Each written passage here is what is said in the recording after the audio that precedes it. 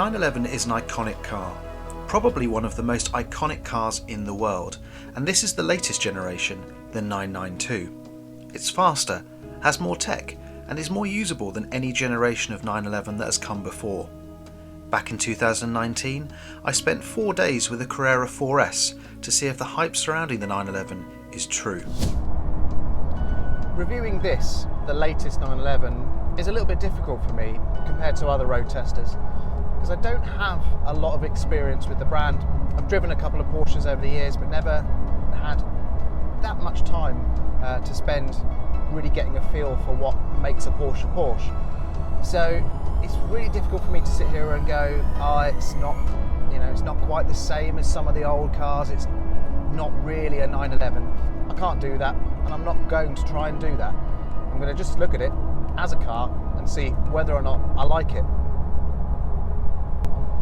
So first things first, does it make a good GT? Because it is, after all, kind of sold that way. When I picked this car up several days ago, I spent the first 4 or 5 hours mostly on dual carriageways and motorways and stuck in a lot of traffic. And I have to say, it was a very, very nice place to be. In fact, I'm filming this now on the way back to give this back to Porsche at their HQ, and it's going to be about probably another 4 hours in the car for me. But I'm not bothered by that. It's not a problem. This car is a very, very nice place to be, and it's very, very comfortable. You've got all the infotainment you could possibly want, although I will say, as nice to use as the infotainment system is, can be a little bit laggy at times, sometimes doesn't quite react as quickly or do what I want it to do all of the time, but that's very, very rare. Most of the time it's absolutely spot on. Certainly the best infotainment system that I've seen in a Porsche so far. But most of all, it's just a very usable car. With the PDK gearbox, it's very smooth, it's very intuitive, it does what it needs to do, it acts as an automatic very well. But if you want to get a bit of a wriggle on, you can stick it in manual and it's super fast, super smooth. So the fact that this isn't available in manual yet doesn't really bother me too much because I think the PDK suits the car. It suits this 992 generation car very, very well. Ride-wise, it's not bad. I'd like it to be a little bit less firm, but this thing's running 21-inch wheels, so you haven't got a great deal of rubber to soften that ride. So I'm not expecting it to be Bentley smooth, but actually it's not bad. And get it on a decent road surface and it's absolutely fine. It's just only when you start to get some of our sort of more rubbish UK main roads is where it starts to struggle. But overall, as a GT, as a car that you could schlep up and down the motorway in, it's really, really good. Much better than I actually thought it was going to be. People always say 911s, yeah, they're a great all-round car, great sports car, great daily driver, all of those things. And you hear these things and you think, yeah, right, okay, fair enough. But actually, the 911 in this, especially in this four-wheel drive Carrera 4S trim, is superb. Very comfortable, very fast, and ultimate kind of every man's car, as long as you don't need a massive boot. So if the 992 is a very accomplished GT car, what's it like as a sports car? After all, the 911 is known the world over as being one of the greatest sports cars. It's got a huge following, a cult following. So what's the 992 like as a sports car? Well, it's not the most engaging thing in the world. It's not sharp, or not razor sharp, should I say. It's not like you're driving on a knife edge all of the time. But that's not a bad thing. In fact, that's a very good thing because this car is not one of Porsche's GT products. It's not an out-and-out racer for the road. It's a very usable, everyday sports car that is ridiculously fast when you want it to be. I mean, you've got more performance than you would ever need on the road. I mean, this thing, especially in this 4S, guys, it's got so much grip, so much get up and go, that it is faster than you could ever need a car to be. But it's also very precise. The steering, this EPAS, this electric power assisted steering that everybody sort of moaned a little bit about when the 991 generation came out. They seem to have refined it quite nicely here. It's not the most communicative steering in the world, but I don't think EPAS ever really will be. But what it is very accurate. You can place the car really easily on the road. It's very easy to get a feel for what the car is doing underneath you. And because of the dynamics, because of the grip, because of the way this car goes down a back road, you can carry a lot of speed, and it gives you a lot of confidence in the car. So overall, it makes you want to switch it into Sport Plus. It makes you want to put the PDK in manual, and it makes you want to get in the car, go for a blast. But the great thing is that when you then switch all those modes off, you get to, say, a dual carriageway or back into a town centre or something like that, just waft around as if you're driving, I don't know, something like a Golf R or something. It's that kind of sort of dual personality that really makes this car what it is. And I don't really think there's much else out there that kind of competes with this car because of those two things. There are other cars out there that I probably would rather attack my favourite B road in for this sort of money. There are cars out there that have better engines. I'm not a massive fan of the 3-litre twin turbo. It's very effective, it's very fast, but it's not got the most exciting personality. And there are other cars that I probably would rather have from a luxury point of view. But there aren't any other cars that seem to do everything that this car does in one package at the same time. And that for me is what makes this 992 quite impressive. It's got multiple different personalities, and each one is maybe not the best, but as a whole, it's an impressive package.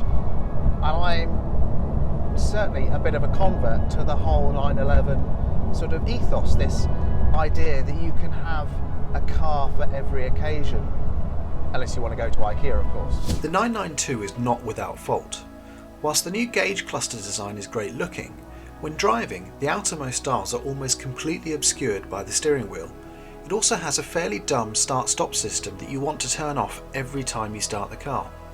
And like many car makers, Porsche are guilty of hiding things in their menu system that really need a proper button. The noisy exhaust option is a perfect example. But these are just a few minor, trivial things that really don't diminish from the overall enjoyment of the 911. So if those are a few of the things that I'm not a big fan of on this car, what are the things that what are my favourite things, or what are the things that I'm really, really impressed with? Well, I'll start with quite a dull, boring one, and that's fuel consumption. Now, yesterday when we filmed with this car, we were back roads, B roads, lots of filming, lots of hard driving, and the fuel consumption wasn't fantastic, I must admit, but still 16 mpg, which, given how we were driving it most of the day, not horrendous. But on a combined sort of just a little thrash every now and then some normal driving, I've been getting sort of 24, 25, which I think is quite impressive for a car like this. And actually, on these sort of longer sort of journeys that I've been doing, I've been getting sort of high 20s, 28, 29. So this actually is not a bad cruiser for a fuel consumption point of view. So if you, again, going back to that sort of living with it daily, that would be something that definitely a tick in the plus category. Other things, I love the brakes. Absolutely love the brakes. I know they're a 6,000 or more than £6,000 option, but they are fantastic. They stop this car so well. There's great feel through the pedal. There's never been a time where I haven't been able to trust the brakes on this thing. And I also like the way that the car reacts when you do stamp on the pedal. It's very, very planted, gives you lots of confidence. It means that you can pick your braking points on a bumpy B road really, really well. So yeah, so brakes, absolutely superb. Also, I quite like the way this thing looks. Now, I know looks are subjective, and some of the cars that I seem to like mean that some of my friends will probably say that I don't have much of an eye for design. But it still looks like a 911, has to, of course, and a lot of people will say that it's a bit of a dull design because it hasn't evolved that much. But actually, if you look around the car, there's lots of surfaces, lots of little areas where the car has changed quite a bit. The front end isn't its best angle, I must admit. It looks a little bit sort of, I don't know, a big fish with a big mouth. But from most other angles, it's actually a really handsome car. And I like a lot of the little details they've put in, especially that sort of red strip that comes along across the back of the car when the headlights are on, that goes from side to side. It reminds me of some of the sort of 80s Porsches that I used to see around London when I was growing up as a kid. And I just like the overall sort of sculpted nature. It sort of looks like this car, more so maybe than the last car, was sort of sculpted and draped over the chassis. You know, like for example, now if I look in the side mirror, I can see that rear arch. I love that kind of sculpted shape. So it's a good looking car, at least to my eyes. I think it's a good looking car. It's not stunning, but it's definitely a good looking car. It also has some serious presence, well, especially with these massive wheels, this bright yellow paintwork, a colour that I didn't think that I would like, something that I probably wouldn't have spec'd myself, but actually kind of suits the car and I quite like it. Definitely gets a lot of attention, whether you like that or not. But yeah, overall, I think they've done a good job.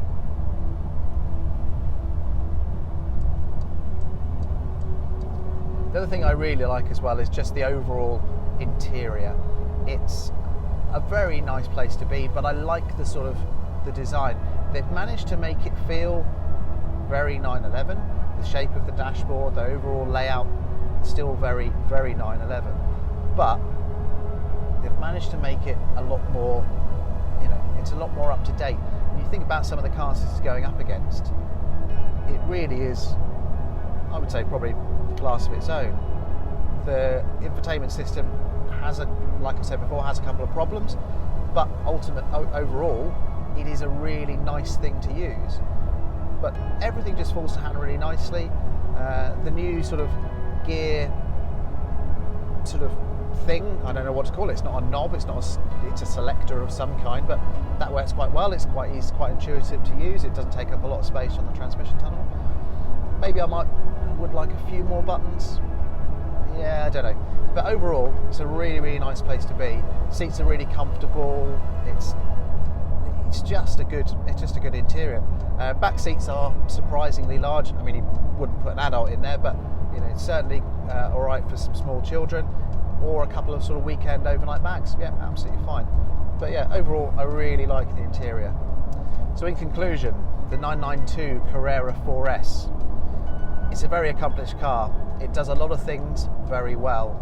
Might not be the best at all of those things, but it's the best at doing all of those things. It's a good looking car. It's a great place to be.